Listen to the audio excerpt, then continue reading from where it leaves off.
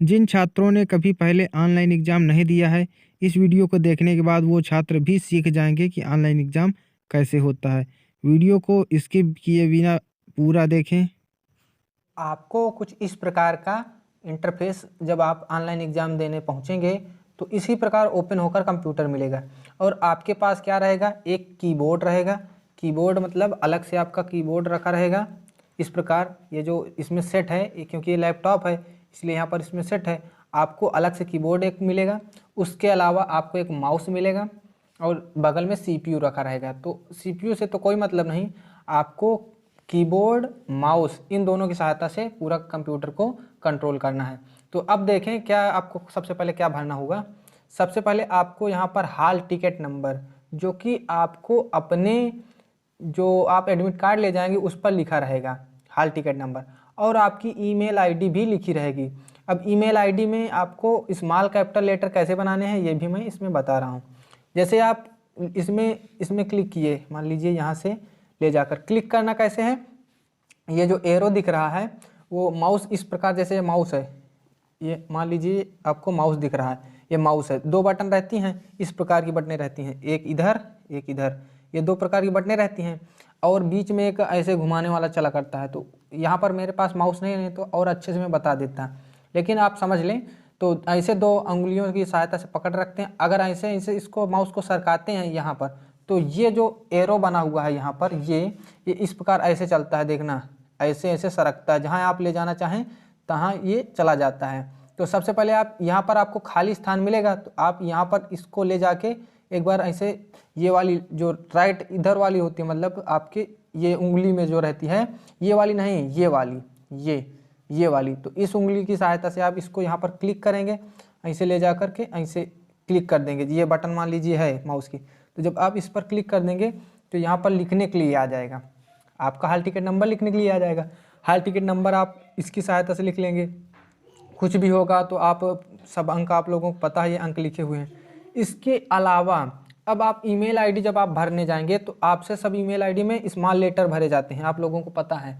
तो small letter भरने के लिए आपको क्या करना होगा, यहाँ पर एक बटन दिख रही है, यहाँ पर समझें कैप्स लॉक, अगर आप एक बार कैप्स लॉक बटन दबा देते हैं तो सारे लेटर यहाँ पर जो ऐसे करके फिर से इसमें ले जाएंगे एरो को, इसको जो एरो दिख रही है इसको यहाँ पर ले जाके इस पर फिर से एक बार क्लिक कर दिया जाता है, वो लेफ्ट बटन जो माउस में लगी रहती है उस पर ले जाकर फिर आपको कैप्स लॉक बटन दबा दी जाती है, तो सारे लेटर छोटे हो जाते हैं। अब आपकी ईमेल आईडी कैसे लिखी जाती है, मान लीजिए मेरी ईमेल आईडी है dilip@123gmail.com, सॉरी dilip123@gmail.com, ये मान लीजिए मेरी ईमेल आईडी है। तो मुझे पहले तो यहाँ पर लिखना होगा दिलीप, मतलब सब कैप स्मॉल से लिखेगा क्योंकि आप कैप्स लॉक बटन दबा चुके हैं। तो DILEE,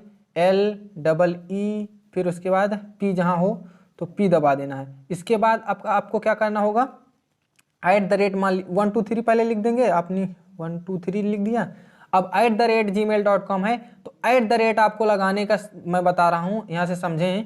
किस प्रकार लगाते हैं, शिफ्ट बटन को साथ पहले दबाए रखेंगे और उसके बाद 2 बटन दबा देंगे, ये 2 नंबर जो है शिफ्ट को दबा के रखना है ऐसे करके, और इसको जो 2 लिखा हुआ है इसको दबा देना है। जब शिफ्ट 2 दबा देंगे आप लोग तो @ ये लग जाएगा, जो ये @ आपको दिख रहा होगा यहाँ पर एक के बाद जो @ लिखा हुआ है, तो शिफ्ट के बाद 2 अगर आप दबा देते हैं, शिफ्ट को दबा के रखना है, 2 को दबा देना है, तो @ लग जाएगा। gmail.com तो आप लिख ही लेंगे यहाँ से जी, यहाँ पर जो जी लिखी रहती है उसको जी पहले लिखेंगे, फिर mail.com। तो ये थोड़ा ब्लर हो गया, मैं इसको फिर से दिखा दे रहा हूँ, gmail.com, इस प्रकार ये gmail.com, जी पहले लिखेंगे यहाँ से, फिर मेल MAIL, डॉट का चिन्ह यहाँ पर कहीं पर बना होगा, यहाँ पर आप देखें इसमें डॉट का चिन्ह बना हुआ है ये, तो इसको आप जब क्लिक करेंगे तो डॉट का चिन्ह भी बन जाएगा।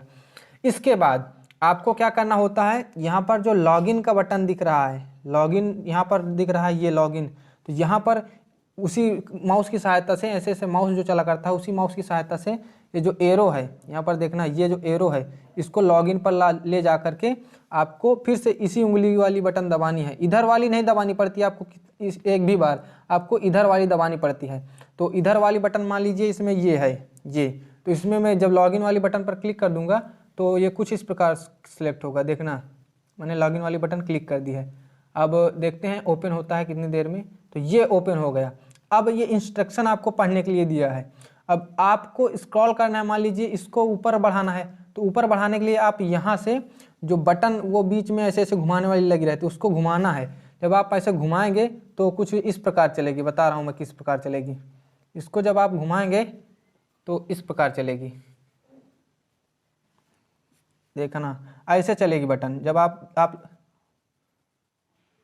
ऐसे ऐसे स्क्रीन चलेगी जब आप उस बटन को घुमाएंगे तो ऐसे चलेगी। जब आप ये पूरा इंस्ट्रक्शन पढ़ लेंगे, जब आप लोग पूरा इंस्ट्रक्शन पढ़ लेंगे तो उसके बाद जो है आपको यहाँ पर नीचे एक स्थान पर यहाँ जहाँ आपको दिख रहा है यहाँ पर आपको टिक लगाने के लिए आएगा। 15 मिनट का समय इसको पढ़ने के लिए दिया जाता है ऑनलाइन एग्जाम देते समय। तो इस पर आपको टिक लगाना है। टिक कैसे लगाना है, वही एरो जो होती है, ये एरो, इस एरो को यहाँ पर रख के फिर ये वाली बटन दबा देना, जो माउस की मतलब लेफ्ट वाली बटन होती है, इधर वाली नहीं इधर वाली। तो माउस की इस बटन को जब आप क्लिक कर देंगे, इस बटन को माउस की, तो यहाँ पर जो है टिक लग जाएगा। ये देखिए टिक लग चुका है यहाँ पर। अब उसके बाद क्या करना होता है, यहाँ पर स्टार्ट एग्जामिनेशन जहाँ लिखा हुआ है, स्टार्ट एग्जामिनेशन पर आपको ये ले जा करके फिर से उसी माउस की बटन को क्लिक कर देना होता है। जब आप ऐसा कर देते हैं तो ये कुछ खुल जाएगा भी, ये खुल गया। बस यही ऑनलाइन एग्जाम होता है। ऑनलाइन एग्जाम अब आपका खुल चुका है। अब आपको जल्दी जल्दी समय अब आपका स्टार्ट हो जाता है। तो समय आपका कहाँ चला करता है, यहाँ पर घटते हुए क्रम में चला करता है। मतलब जैसे आप 20 मिनट हैं तो 19 minute 58 second 56 second 55 second 54 second इस तरह चलता है। और ये सेशन आईडी होती है, जो वो लोग कहा करते हैं कि आप लोग आईडी एक पेपर में लिख लें। एक पेपर आपको दिया जाता है और पेन आपको ले जाना होता है, कहीं कहीं पर पेन भी दे दिया जाता है। तो आपको अब क्या करना होता है, यहाँ ध्यान से समझें। अब वो एरो वाली तो ये रहती है, एरो आप लोग जानते हैं, एरो वाली ये रहती है जो यहाँ पर दिख रही है, ये एरो वाली। अब ये 4 ऑप्शन दिए रहते हैं A B C D। अब मान लीजिए आपने सवाल पढ़ा, एक पिंड त्वरण A से प्रतीक पथ पर गति कर रहा है, यदि उसका वेग दोगुना कर दिया जाए तो वेग बदलने तथा वेग बदलने से पहले पिंड के त्वरणों का अनुपात ज्ञात करो।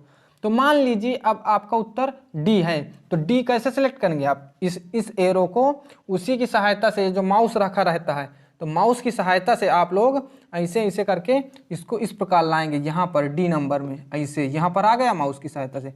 अब डी नंबर में आने के बाद क्या करना है, आपको इधर वाली बटन दबानी है, जो कि मान लीजिए ये वाली है मेरी, तो मैं इसको दबा रहा हूँ, देखना ये सिलेक्ट हो गया ना। और यहाँ पर आपका नंबर भी चल रहा है कि आपने इसका आंसर दे दिया है, फर्स्ट नंबर लिखा हुआ है, जो कि पता चल रहा है कि आपने इसका आंसर दे दिया है। अब आप सही है या गलत, ये इसका निर्धारण आप लोग नहीं करेंगे, वो कंप्यूटर बाद में करेगा जब आपका रिजल्ट आएगा।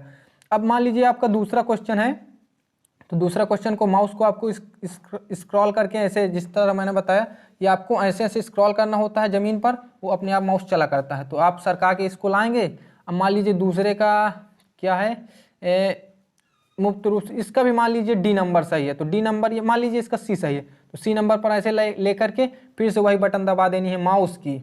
क्योंकि ये लैपटॉप है तो लैपटॉप में तो इस तरह दिया हुआ है, लेकिन आपका कंप्यूटर सेट माउस के जरिए चलेगा, तो माउस की बटन को आपको दबा देना है। तो जब आप सी नंबर में ऐसे दबाएंगे तो ये भी क्लिक हो गया। अब यहाँ पर ये दिख रहा है कि आपने इसका आंसर दे दिया है। अब मान लीजिए आपने तीसरे का आंसर नहीं दिया, सोच रहे हैं कि निगेटिव मार्किंग है तो तीसरे का आंसर ना दिया जाए। तो तीसरे का आंसर अगर आप लोग नहीं देते हैं तो क्या होता है देखें। और इसको फिर से अगर ऊपर बढ़ाना है तो उसी प्रकार स्क्रॉल करने का जो बटन रहता है उसी से स्क्रॉल होती रहती है, मैंने अभी बताया था। तो इसको स्क्रॉल करने के लिए ऐसे ऐसे थोड़ा सा स्क्रॉल किया मैंने। मान लीजिए अब तीसरा क्वेश्चन आया तो तीसरा थोड़ा ऊपर चला गया। तीसरा क्वेश्चन ये रहा। तीसरा क्वेश्चन क्या दिया हुआ है, ताप बढ़ाने पर निम्नलिखित में से किस धातु का प्रतिरोध बढ़ता है। तो मान लीजिए इसका हमने उत्तर नहीं दिया तो इसको हमने बढ़ा दिया है। ये मार्क्स फॉर रिव्यू जो लिखा गया है इससे कोई मतलब नहीं रहता आपको, वो फालतू चीज़ दी रहती है। मार्क्स फॉर रिव्यू का मतलब होता है आप जांचने के लिए छोड़ रहे हैं, तो आपको उतना टाइम नहीं है कि मार्क्स फॉर रिव्यू करें। अब मान लीजिए थोड़ा सा इसको हम पांचवा क्वेश्चन मान लीजिए अटेम्प्ट कर रहे हैं। 2 क्वेश्चन हमने छोड़ दिए, अब 5वें क्वेश्चन को हमने अटेम्प्ट कर रहे हैं। तो 5वें क्वेश्चन का बी सही है, हमने बी सही कर दिया। अब आपका ये जो होगा 2 क्वेश्चन छूट गए, तो आपका यहाँ पर दिखा रहा है कि आपने इतने क्वेश्चन अटेम्प्ट किए हैं। तो इसी प्रकार ऑनलाइन एग्जाम होता है और इसमें कोई भेद नहीं रहता। और आपका जब 25 मिनट हो जाएगा, आप 25 क्वेश्चन सारे अटेम्प्ट कर लेंगे, अगर गलती से मान लीजिए आपने बी क्वेश्चन क्लिक कर दिया है, अब आपको सी लग रहा है कि सही है, तो आप यहाँ पर सी पर क्लिक करेंगे तो सी वाला ही एक ही क्लिक होगा। ऐसा नहीं होता कि आपके 2 क्लिक हो जाए, जैसा कि ऑफलाइन एग्जाम में होता था, तो ऐसा नहीं होता। इसमें बहुत फायदा है।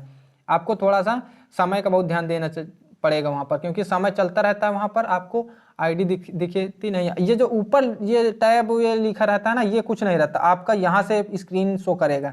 ये टैब मैंने खोल रखा है अपने कंप्यूटर पर, तो इस प्रकार आपका नहीं शो करेगा। पूरा पेपर इसी टाइप का आएगा, लेकिन पेपर में ये क्वेश्चन जरूरी नहीं कि यही क्वेश्चन आए।